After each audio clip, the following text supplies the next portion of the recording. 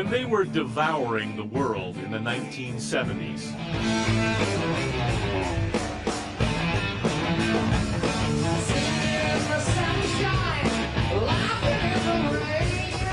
with their thunderous sound and their wicked ways, Led Zeppelin notoriously took sex, drugs, and rock and roll to epic extremes. It was Joe Perry of Aerosmith who said that you were like Lord Byron, mad, bad, and dangerous to know.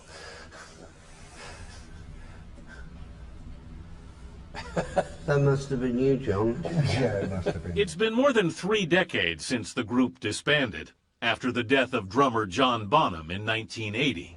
I think we all agreed unanimously that that was that. But take a stroll with lead singer Robert Plant now.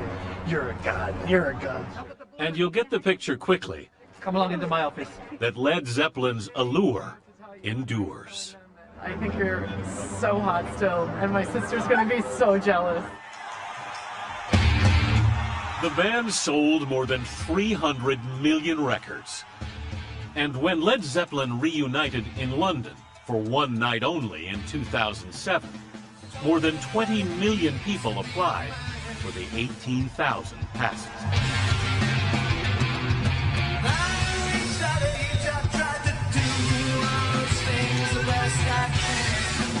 What we achieved was to change the blueprint of a lot of things. We changed the sort of where the horizon was. We moved it on. The band's founder was guitarist Jimmy Page. At age 14, he was already appearing on British TV shows. What are your 2 names? Yours is James Page. Soon he was the most sought-after session guitarist in Britain. In the early 60s, he played for The Who, The Kinks, even on the theme song to the James Bond film, Goldfinger. And it was exciting because it was right on the crest of the cutting edge of everything that was going on. He joined the Yardbirds until the band fell apart in 1968. You knew you wanted to form another band. Yeah, and I knew what sort of band to make, too. You did. Yeah, absolutely. You knew exactly what you wanted. Absolutely. His first recruit was bass player John Paul Jones. You knew Jimmy through session work. We were the young guns, yes. Jones had written the string arrangements for Herman's Hermits and Rolling Stones records. When he heard Page was forming a band, he wanted in. He said, I'm going up to the Midlands to see a singer, and we think he knows a drummer.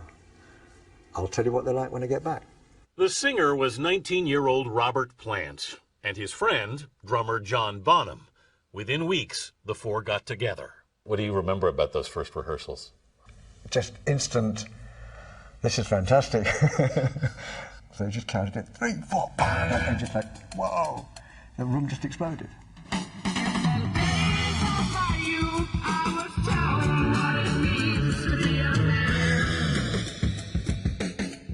And it was just so powerful. It just locked together like something that was pretty scary, but had to be. Led Zeppelin was born.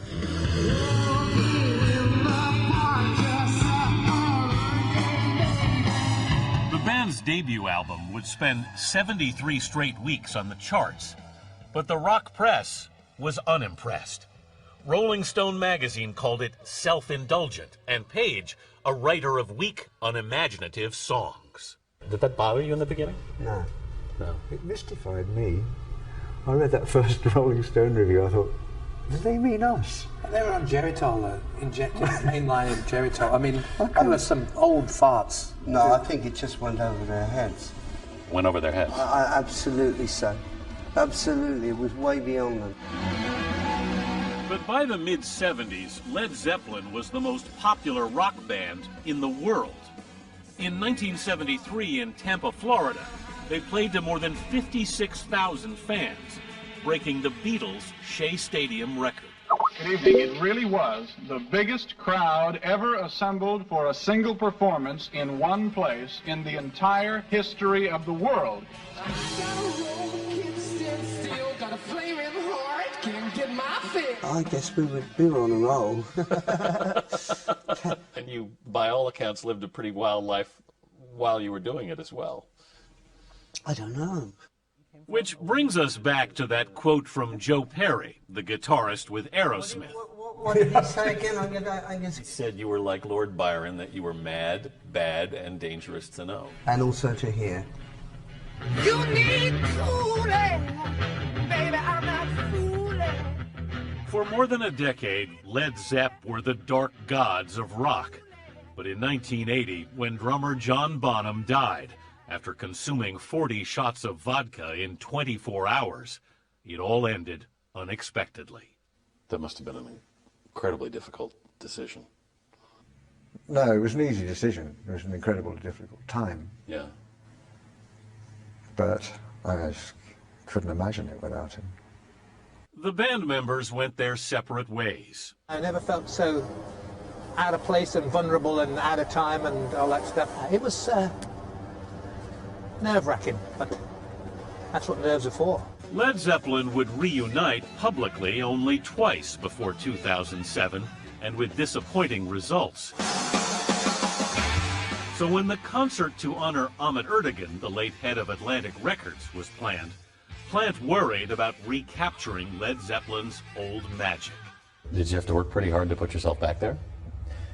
I knew I couldn't go back there, but I had to be comfortable with where I met it. And where was that? It was just left of extreme fear. And trepidation. What fear? Why? Well, because it's a tall order, you know? The thing is that everything that's magnificent, whatever it might be, a great moment in sport, a great moment in literature, can people actually ever go back and touch that again? You just know that once upon a time you could kick ass together and that's about it. There's a lady who's showing all that glitters is gold, and she's by the stairway to heaven. But as Celebration Day, the new film of the concert shows, for that one night, with Jason Bonham taking his father's place on drums, Led Zeppelin would soar again. The band's performance raised hopes of a reunion tour. But at the premiere of Celebration Day and the DVD release press conference last month, the question, and why is it so hard to come together again, was met with silence. They didn't like it when we brought it up either. I'm sure you've been offered a great deal of money to... He's still on about it. Yeah. Oh, what a shame, he was doing so well. Away from the band, Jimmy Page was more receptive. My sense is that you're saying that you're open to the idea, but you think it's unlikely. I've been open to it, and I'm just looking at the past history of it. Do you think that's likely your last show? It's likely, yeah. I think so. But I've said it before. But if this was Led Zeppelin's last set, they went out with thunder and all.